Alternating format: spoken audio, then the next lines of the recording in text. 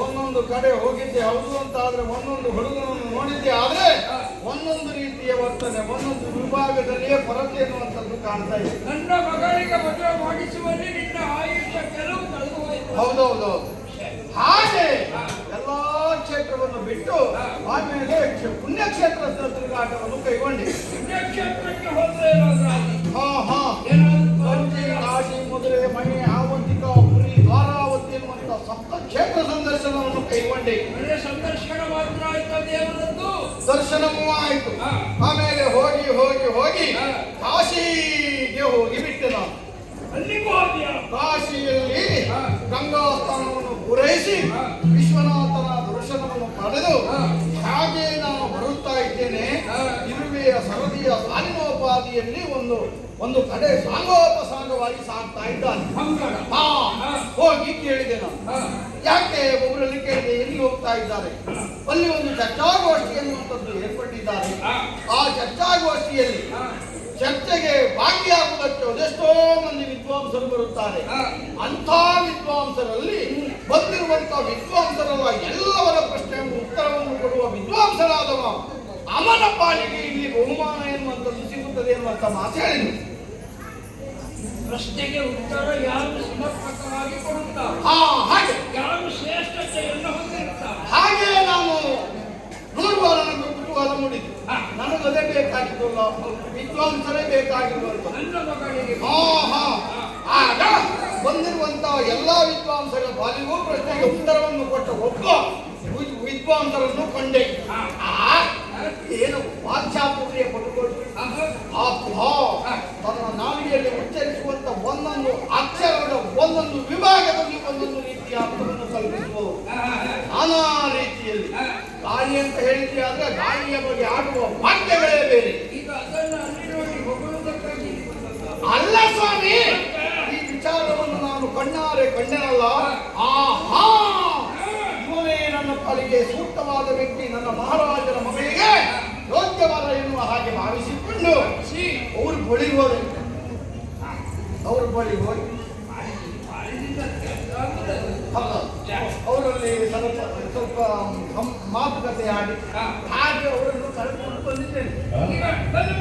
ಹೌದು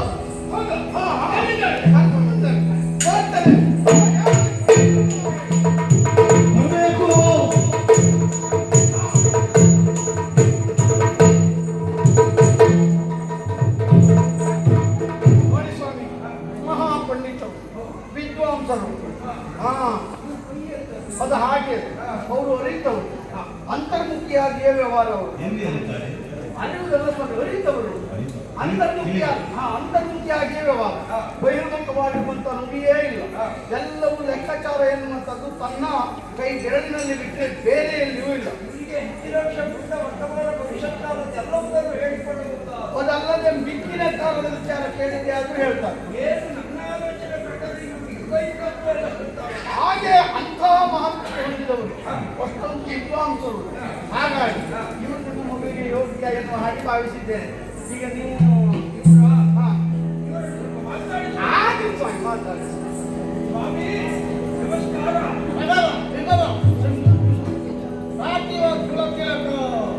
ಓಯ್! ಎಂತೆಂತೆ? ನೀವು ಗೊತ್ತಾಗ್ಲಿಲ್ವಾ? ಇಲ್ಲ, ನನಗೆ ಅರ್ಥವೇ ಆಗಿಲ್ಲ. ನಿಮ್ಗೆ ಅರ್ಥ ಆಗ್ಲಿಲ್ವಾ? ಅಪ್ಪೋ ಪ್ರಭವ ವಿಭವ ಶುಭಕ್ರತು ಭಾತಿ ವಕುಲ ತಿಲಕ ಎನ್ನುವ ಹಾಗೆ ಆಡಿದ್ದಾರೆ. ಯಾರ ವಿಚಾರದ ಕುರಿತಾಗಿ ಆಡಿದ್ದಾರೆ ಗೊತ್ತಾ? ನಿಮ್ಮ ಸುದ್ದಿಯೇ ಹೇಳಿದ್ದವರು. ಪ್ರಭಾವ ಅಂತ ಹೇಳಿದ್ರೆ ಅದು ನಿಮ್ಮತ್ತಾದಂತ ಅಧಿಕಾರ ಎನ್ನುವಂಥದ್ದು ಪ್ರಭಾವದಿಂದಲೇ ಕೂಡಿಕೊಂಡಿರುವಂಥದ್ದು. ವಿಭವ ಲೋಕದಲ್ಲಿ ನಿಮ್ಮಷ್ಟು ಕೀರ್ತಿವಂತರು ಮತ್ತೆ ಯಾರಿಲ್ಲ. ಜೀವನದಲ್ಲಿ ಶುಭವಾಗಲಿ ಎನ್ನುವ ಹಾಗೆ ಶುಭಕೃತು ಎನ್ನುವ ಹಾಗೆ ಆಡಿದ್ದಾರೆ. ಪಾರ್ಥಿ ವಕುಲ ತಿಲಕ ಕೊನೆಯಲ್ಲಿ ಹೇಳಿದ್ದಾರೆ. ಪಾರ್ಥಿ ವಕುಲ ತಿಲಕ ಅಂತ ಹೇಳಿದ್ರೆ ಆದ್ರೆ ನಿಮ್ಮ ಪಾಲಿಗೆ ನಿಮ್ಮ ವಂಶದಲ್ಲಿ ನೀವು ಹುಟ್ಟಿದ್ದಕ್ಕೆ ಕುಲ ತಿಲಕ ಸದೃಶರಾಗಿದ್ದೀರಿ ಎನ್ನುವಂತ ಮಾತಾಡಿದ್ದಾರೆ. ಮತ್ತೆ ನೋಡಿ ಇನ್ನೊಮ್ಮೆ ನಮಸ್ಕಾರ ಮಾಡ್ತೀರಾ? ಸ್ವಾಮಿ, ನಾವು ರಾವಣ ಅಂತ ಕೇಳಿದ್ದೇವೆ.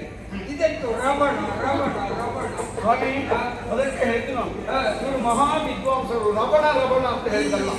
ಇಂಥ ವಿದ್ವಾಂಸಿಕೆಯಲ್ಲಿಯೂ ಇಂಥ ಶಬ್ದವನ್ನು ಹೌದು. ಕಾರಣ ಗೊತ್ತಾಗಲಿಲ್ಲ. ಏನು?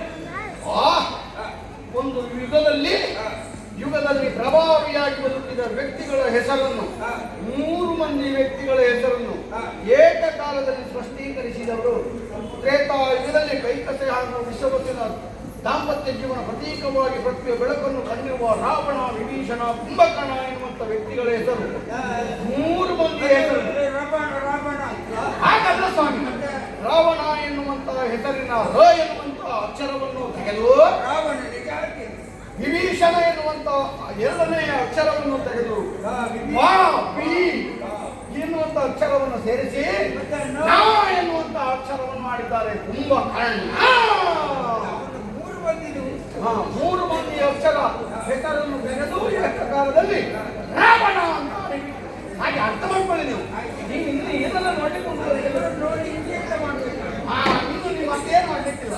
ಇದು ನಿಮ್ಮ ಮಗಳಿಗೆ ಸೂಕ್ತವಾದ ಹಾಕಿಕೊಳ್ಳಿ. ಹಾಗಾಗಿ ಆ ವಿದ್ವಾಂಸ ಇವರನ್ನು ತಂದರೆ ನನ್ನ ಮಗಳನ್ನು ಕೇಳಿದ್ದಾರೆ.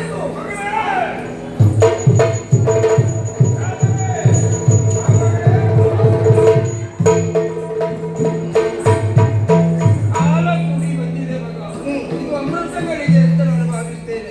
ಹಾಗೆ ಪರಿಪೂರ್ಣವಾಗಿ ನಾನು ನಿರ್ಣಯ ಕೈಗೊಳ್ಳುವ ಹಾಗಿಲ್ಲ. ಯಾಕೆ ಅಂತ ಹೇಳಿದ್ರೆ ನಿನ್ನದಾದಂತ ಹಿಂದಿನ ಮಾತೊಂದು ಉಂಟು. ಯಾರು ನನ್ನ ಪ್ರಶ್ನೆಗೆ ಉತ್ತರವನ್ನು ಕೊಡ್ತಾರೋ ಅವರಿಂದ ನಾನು ಮದುವೆ ಆಗ್ತೇನೆ ಎನ್ನುವ ಹಾಗೆ ನಿಬಂಧನೆ. ವ್ಯಕ್ತಿಯಾದಂತಹ ಮಹಾತ್ಮರವರ ಆಗಮನ ನಮ್ಮ ಮನೆಯಿಂದ ಆಗಿದೆ. ಅವರು ಪ್ರಶ್ನೆ ಕೇಳ ತೆರೆಯ ಮರೆಯಲ್ಲಿ ನಿಂತ ವಿದ್ಯಾಧರೆ ಮರುಳುಗೊಂಡಳು ಗುರುವ ಕಾಣವ ಪರಿತಯೌವನ ರೂಪಿಗೆ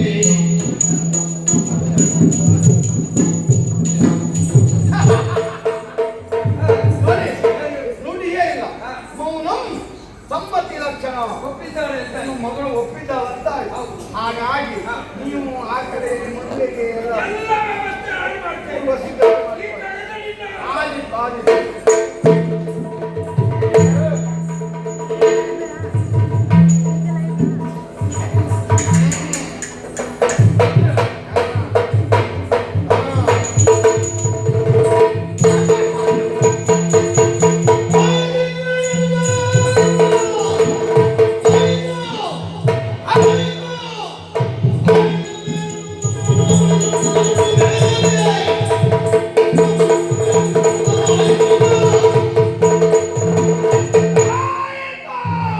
ಏನಾಯ್ತು?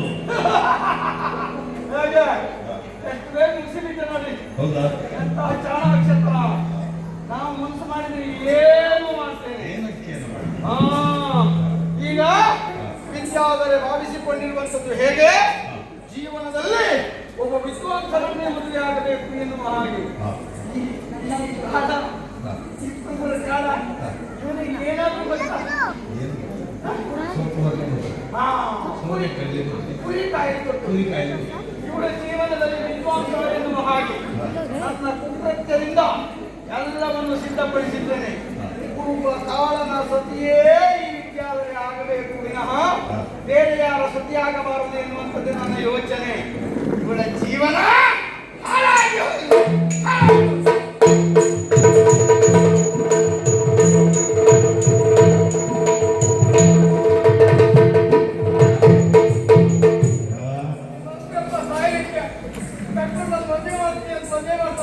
ಮದುವೆ ಆಗಿ ಹೋಯ್ತಲ್ಲ. ಯಾರಿಗೆ ಇವತ್ತೆಂಬುದು ಪ್ರಥಮ ರಾತ್ರಿ ಎಂದು ಹೇಳಿದ್ರು. ಹೌದು, ಶೋಭಾ. ನಮ್ಮೂರಲ್ಲೆಲ್ಲ ಇದನ್ನು ನಾನು ನೋಡ್ಲಿಲ್ಲ. ಹಾ. ಇದು ನನ್ನನ್ನೇ ನುಗ್ಗತ್ತಂತೆ. ಹಾಗಿದ್ರೆ ಇನ್ಮೇಲೆ ಮಕ್ಕಳು ಜನ ನಾನಲ್ಲಿ ಹಾ. ನಾನು ಏನಿದ್ರು ಕ್ಯಾಸ್ಟ್ನಲ್ಲಿರುವ ಯೋಚನೆ ಹಾ. ಮೂಲೆಯೇ ನಿಂತ್ಕೊಳ್ತೀನಿ. ಬರುತ್ತವೆ ವಿದ್ಯಾಧರೆಯೋ ಕಂಡಳು,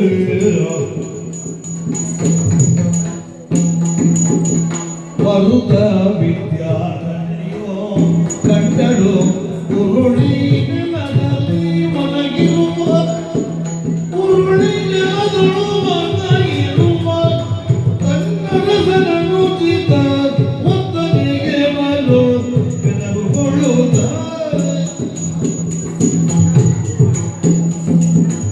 ಶೃಂಗಾರವಾಗಿ ನಾನೇನು ಬಂದದ್ದು ಹೌದು. ನನ್ನ ಗೆಳತಿಯರೆಲ್ಲ ಒಂದೆಡೆ ಚೇಡಿಸ್ತಾ ಇದ್ದಾರೆ, ಶುಭ ಶೋಭನೆಯನ್ನು ಹಾಗೆ ಹಾರೈಸ್ತಾ ಇದ್ದಾರೆ. ನೂರಾರು ಕಲ್ಪನೆಗಳನ್ನು ಹೊತ್ತು ನಾನು ಇಲ್ಲಿಗೆ ಬಂದದ್ದು ಹೌದು. ಹಾ. ನನ್ನವರು ಎಲ್ಲಿರಬಹುದು ಎನ್ನುವ ಹಾಗೆ ಎಲ್ಲೆಲ್ಲಿ ಇರ್ತಾರೆ.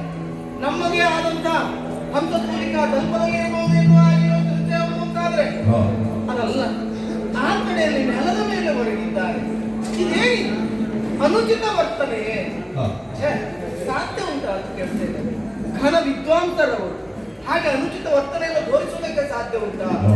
ಆದರೂ ನಾನು ಹೀಗೆ ಭಾವಿಸಿಕೊಳ್ತೇನೆ. ಹೇಗೆ ಗೊತ್ತಾ, ಅತೀ ವಿದ್ವಾಂಸರು ಸ್ವಲ್ಪ ವಿನೋದ ಪ್ರಿಯರಾಗಿದ್ದಾರೆ. ಈಗ ಈ ರೀತಿಯಾಗಿ ನಾನು ಮಲಗಿದ್ದೆ ಹೌದು ಅಂತ ಆದ್ರೆ ಬಂದ ನನ್ನ ಹೆಂಡತಿ ಹೌದು ಎನ್ನುವ ಹಾಗೆ ನೋಡುವುದಕ್ಕಾಗಿ ವಿನೋದದಿಂದ ಮಲಗಿರ್ತಿರಬಹುದು. ನಿದ್ದೆ ಬಂದದ್ದಲ್ಲ, ನಿದ್ದೆ ಬಂದವರಂತೆ ಮಲಗಿದ್ದಾರೆ. ನನ್ನ ಕರ್ತವ್ಯ ನಾನು ಮಾಡಬೇಕಾ ಬೇಡವಾ? ಹೋಗಿ ಅವರನ್ನು ಎಬ್ಬಿಸ್ತೇನಂತೆ.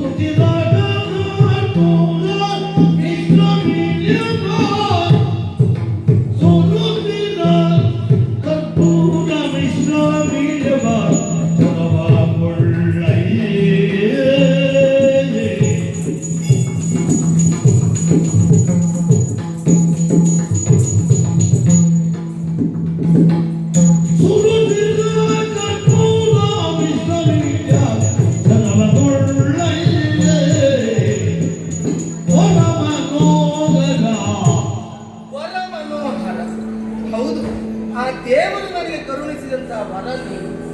ಯಾವಾಗ ನಿಮ್ಮನ್ನ ಗಂಡನೋ ಆ ಕ್ಷಣಕ್ಕೆ ನನ್ನ ಮನಸ್ಸನ್ನು ಅಪಹರಿಸಿದವರು ತಾವಿದ್ದೀರಿ. ವರ ಮನೋಹರ ಹೇಳಿ. ಹೌದು, ನಿದ್ದೆ ಬಂದವರನ್ನು ಸುಲಭದಲ್ಲಿ ಎಬ್ಬಿಸಬಹುದು, ನಿದ್ದೆ ಬಂದವರಂತೆ ಮಲಗಿದವರನ್ನು ಎಬ್ಬಿಸುವುದು ಕಷ್ಟ ಆಗಿದೆ.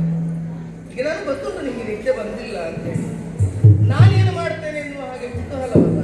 ನನ್ನ ಕರ್ತವ್ಯ ನಾನು ಮಾಡ್ತೇನೆ ಸ್ವಾಮಿ.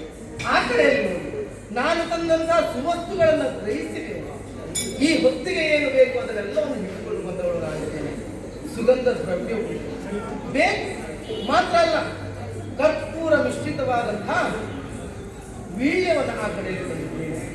ನೋಡಿ, ಏನು ಸ್ವಾಮಿ, ಏನು, ಯಾಕೆ ನಾನು ಇಷ್ಟು ಮಾತಾಡ್ತಾ ಇದ್ದೇನೆ, ನೀವು ಮಾತಾಡುವುದಿಲ್ವಾ? ಮಾತಾಡಬಾರದೇನೋ ಮೋಗದ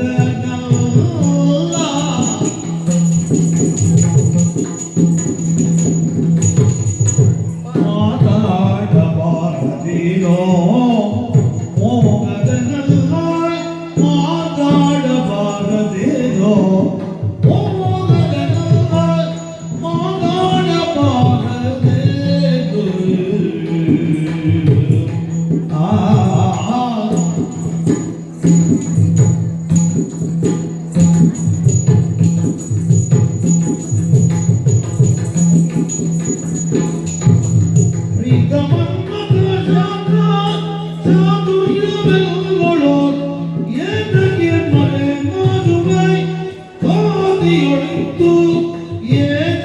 ಮನೆ ಮಾತುವೆ ತುಂಗಾಲಿಂಗನದಿಂದ ಅಂಗಾಂಗ ಬಿಗಿದಂತೆ ತುಂಗಾಲಿಂಗನದಿಂದ ಅಂಗಾಂಗ ಬಿಗಿದಂತೆ